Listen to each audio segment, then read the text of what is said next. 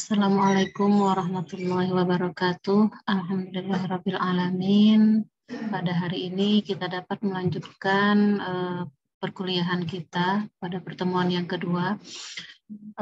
Baiklah, pada pertemuan ini kita akan membahas terkait tentang pengertian daripada pendidikan kewarganegaraan.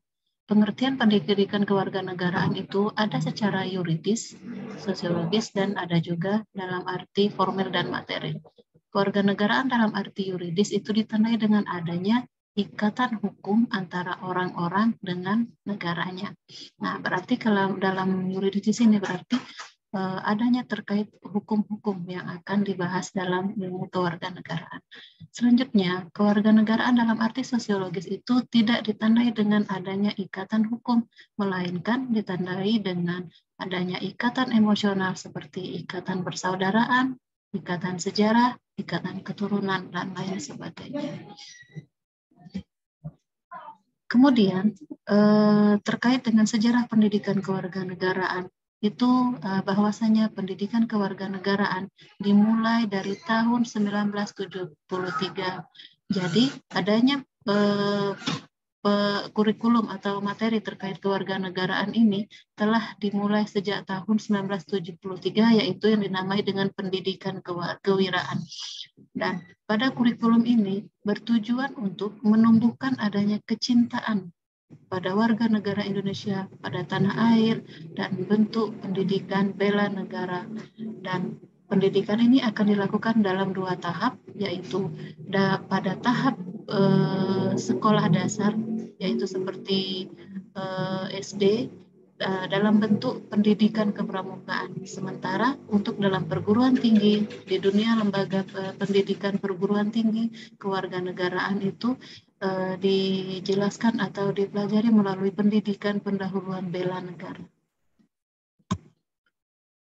Objek daripada pembahasan pendidikan kewarganegaraan itu menurut keputusan Dirjen Dikti nomor 267 meliputi pokok pembahasan yaitu tentang hak dan kewajiban warga negara. Nah, pada materi pendidikan kewarganegaraan kita akan mendapatkan pemahaman dan akan dijelaskan berdasarkan hak dan kewajiban menjadi warga negara.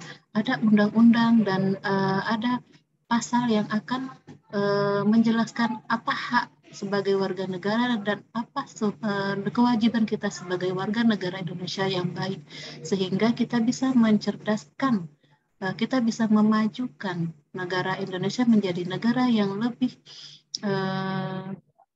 maju dan tidak menjadi negara yang tertinggal dari negara yang lain. Selanjutnya, objek yang akan dibahas yaitu terkait dengan pendidikan bela negara, demokrasi Indonesia, dan hak asasi manusia. Nah, pada pendidikan kewarganegaraan ini, objek yang akan ditekankan adalah terkait hak asasi manusia.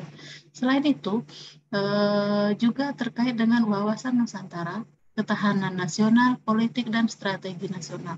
Jadi, objek pembahasan pendidikan kewarganegaraan ini ada banyak hal yang akan kita pahami dan akan kita kuasai, sehingga kita bisa menjadi warga negara Indonesia yang baik.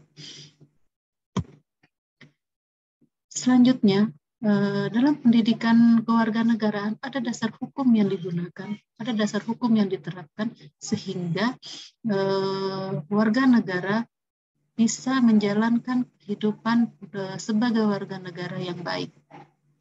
Salah satu daripada dasar hukumnya adalah berdasarkan Undang-Undang 1945. Pada Undang-Undang 1945 ini ada pasal 27 yang berkaitan dengan kesamaan kedudukan warga negara di dalam hukum dan pemerintahan, pasal 27 ayat 3, pasal 30 ayat 1 terkait hak dan kewajiban warga negara dalam upaya atau dalam usaha mempertahankan dan keamanan negara. Selain daripada Undang-Undang 1945, dasar hukum yang digunakan dalam pendidikan kewarganegaraan adalah Undang-Undang Nomor 2 Tahun 1989 terkait pendidikan nasional.